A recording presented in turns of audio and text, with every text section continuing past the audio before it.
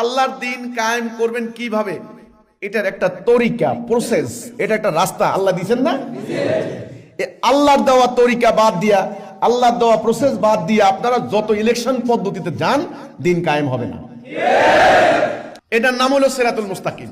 সিরাতুল মুস্তাকিম মানে হলো সরল পথ, যেই পথ আল্লাহ দেখিয়ে দিয়েছেন, এই পথে হাঁটো, এই পথে হাঁটো।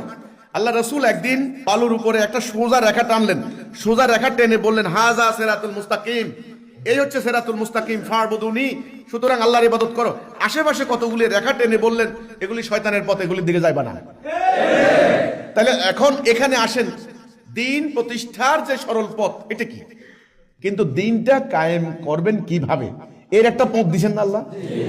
কি প্রক্রিয়া? এখন তো রাইট, এখন তো বিভিন্ন ধর্মীয় সংগঠন তারা বলছেন ইলেকশন করো। এই যে ইলেকশনে যাইয়া তো যা করলেন, লেজে গোবরে করেন, লেজে গোবরে একত্রিত হয়ে গেছে। আমি তো বলি লেজে গোবরে না, মাথায়, লেজে, পেটে, পিঠে, গোবরে একত্রিত হয়ে গেছে। আর এখন আর লেজে গোবরে হয় নাই। কথাটা বুঝতে হবে যে দিন প্রতিষ্ঠার যে সিরাতুল মুস্তাকিম, সহজ পথ, সিম্পল কথা, জিহাদ এবং কিতাল, আল্লাহ এটা প্রেসক্রাইব করেছেন। মুমিনের সংজ্ঞার মধ্যে আল্লাহ দিয়েছেন জিহাদ, সূরা হুজুরাতের 15 নম্বর আয়াত, নিশ্চয় তাহারাই মুমিন যারা আল্লাহ এবং তার রাসূলের প্রতি ঈমান আনে, সুম্মা লাম ইয়ারতাবু, এবং জান মাল দিয়ে জিহাদ করে। বাস, এর বাইরে কোনো কথা আছে?